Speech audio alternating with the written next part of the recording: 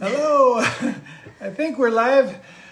All right, welcome to Farm Talk Friday. I'm Ken Jordan, and this is my beautiful wife, Giovanna. We are here at the Green Wave House in sunny Costa Rica. It's rainy season, but the sun came out for a little bit today. How you doing, honey? Okay, so we just got back from a trip. We were in Las Vegas and Sedona, Arizona. Saw some family. I want to give a shout out to my brother Tony, my younger brother Tony. It was his birthday yesterday, September 22nd. Happy birthday, Tony. Go Dolphins. That's his favorite team, and they're 2-0. And to your parents, because your mom wanted us to do this one. She said, "Are you going to do a Farm Talk Friday when you get back?" Okay. Yeah, it was also a belated birthday to my dad, whose birthday was on August 18th. And, God, I feel like I'm missing one. Anyway. Scott? Well, Scott, happy birthday, obviously. We did that. And then my sister's birthday was sometime, September 1st? I don't know. I don't know. I don't think Facebook needs to know all your family details.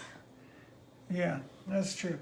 Okay, so, all right, so in farm news, we have a community market coming up this Sunday. We do? Can you tell us a little bit about that? Oh, sure. Okay. So it's going to be from 10 a.m. to 1 p.m. It will be held at Wonderland Restaurant. Mm-hmm. And that is the Rancho Delicioso community restaurant that Jasmine runs. And it's going to be fun. So we have a speaker, Stephanie Smith from Costa Rica, Libros de Tóxicos, so Costa Rica free of toxins. And she's going to be talking to us about pesticides in the area. And then we just have a bunch of different people coming in from like our community and then like the extended community around us. And it's just an opportunity to get together and, you know, mingle, be community-like. That's right. Gather together. Anyone in our area, anyone in the Cobano, Montezuma, Santa Teresa area, please come by. Sunday, 10 a.m. to 1 p.m. Mm-hmm. What day of the month is it? It'll Sunday, be 25th. Yeah. Sunday the 25th.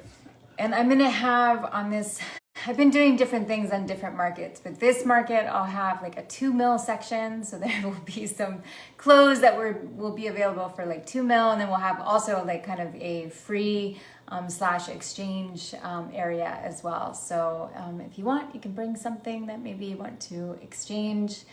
Last time we did the market, we tried this whole Bloom Boleta exchange thing, and we haven't really figured that out again yet. It didn't quite work exactly the way that we wanted to last time. I think it's really important to be trying that out, but it was just like too much to think about with us getting back from the trip. Yeah. And it was like the anti-cryptocurrency. It was like little pieces of paper. Banana paper made from agricultural waste from Costa Rica, actually. Yeah. Hey, Noel. Noel. Our architect Noel is watching right now. And it was just Noel's birthday? No, he has a granddaughter. That's right. Noel is un abuelo. Right. Yeah. So, Feliz abuelo-ness. Okay, so as you may know, frequent viewers are well aware of the fact that every time we leave our home, something bad happens to our chickens. They get sick, they get eaten, they die. And we had gone through the whole trip and nothing had happened, and we thought we were almost there. And then what happened this morning?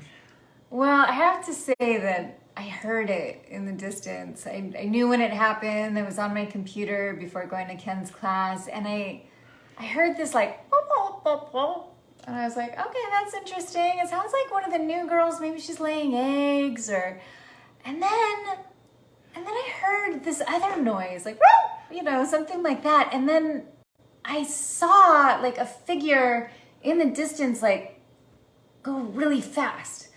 And I thought to myself, that could be somebody chasing a chicken.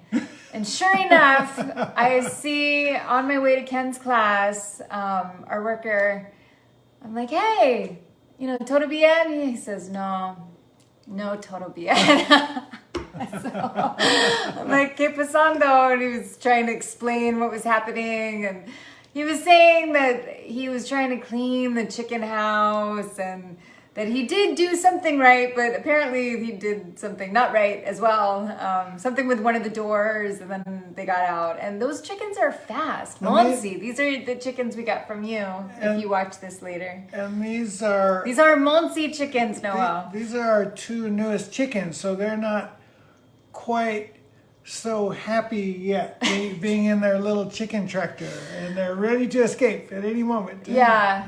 And so anyway, that was sad. I'm like, well, honey, you know, we had 5 chickens this morning and now we're down to 3. And, you know, like I tried, and he had been looking for them for like an hour. Like he lost them. They went into, you know, the grass. He was like cutting the grass, you know, like so that he could maneuver to them quickly because this grass is really sharp. So, you know, yeah. But so anyway, he was very defeated, and so when I came back from Ken's class, I tried to look for them. I was like, I don't know. Like it seems hopeless, you know. And you just have to think about it from a different perspective. Like, yeah, that's sad. Like you take on these chickens, and they become your pets with benefits. We get these eggs, you know. But you like if they get out, then it's like, well, they become part of the food chain, and there's like other food spirits that, you know, also need to eat, and that's sad, especially because we got them from our friend Monsi, and she gave us like one of our most beautiful chickens. But let's not go down that rabbit hole. I'm sorry. But okay, so the good news is they came back somehow. Yes, they came back to eat my chicken feed. And so they're back in their house, and you know, they're in the same spirits. Who knows? They might get out again one day. So those two. It was a chicken miracle. It was a chicken miracle. It was a happy ending. We still have our 5 chickens that we had before we left for our trip. Yeah. We still have. So that's exciting. I just want to say hi to Bobby. I see you on here, and thank you. That is so sweet. I need to go and snoop your profile soon. And see how big your baby is. Now, I also we got to see my older brother Frank in Sedona. Frank and Susie, his girlfriend.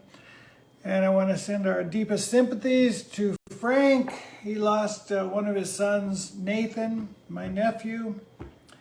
He had a troubled life, but he had a good soul, and he passed just a couple of days ago. So, so sorry, Frank. And that's sad. But I do want to bring up, do you remember when we saw them at, when you played that pool party at the Hard Rock? Yeah. That was fun. That was fun. And they were really excited to be there because he has a twin brother, and they're really excited to see their uncle play, and so, you know. So yes, deepest sympathies goes out to the whole family. Yeah. And then another kind of sad news is, I'll try and get through this kind of quickly, but one of my best friends has passed. So Alex, he was in our little advert photo this week. He's kind of like the neon angel on like the right-hand side. And he's just, like he was one of my board members for Green Wave. And he was like this huge supporter for Wild Sun, which is one of the projects that Green Wave helps out down here. And Wild Sun Animal Rescue. Like he practically saved the center during the pandemic single-handedly, and he's just an incredible friend and confidant and strategist, and he's just going to be so deeply missed. And just for anyone watching from like the LA community, or even like some of the San Diego friends that knew Alex, I'm not going to make it back for the ceremony next week. If anyone does know him and wants more information on that, please direct message me, and I'm happy. We have a memorial group on Facebook set up, and it's a nice place to share. And so he's going to have a service next week at Hollywood Forever, and I can send details to that. And so instead of going to that, he had been visiting Ken and I here in Costa Rica, maybe before we moved down here, but definitely since we moved down here, and once to twice a year. So we've been down here 6 years, so he's came down at least 12 times plus, and so he has his own community of friends down here as well. And so we're gonna hold a vigil on Tuesday night at Wild Sun, which was one of his favorite places to be, and obviously, and support. And we're going to be holding that maybe like 4:30 to 6 p.m. And, anyone that knew him in our local community that would like to come, we would love to receive you. And unless it's raining, which we'll have a good plan B, it's the hour where the macaws will be circling around. And he was really integral in that project where we are still releasing the scarlet macaws because they had gone extinct and now they're back. So the reintroduction program is also very much indebted to Mr. Alex P. So anyway, so that's our news. Sorry if it's kind of like a sad note, but also Alex, our friend Alex, was an awesome party person, and party people to me are people that love life, and they love music, and they love dancing, and they love community, and they love living in that moment. I'm sure you appreciate that, Bobby. And like he was one of us. He loved all the good things. So we had many fun memories, and we just saw him actually, and we were partying with him. So our last memories of him are like the good old days, all together, party people. Okay, well, I think that's it. We do have some limes coming in, but we'll talk about that next week. Maybe when they're ripe. Okay. Okay. See you next week. Ciao, everyone. Bye-bye.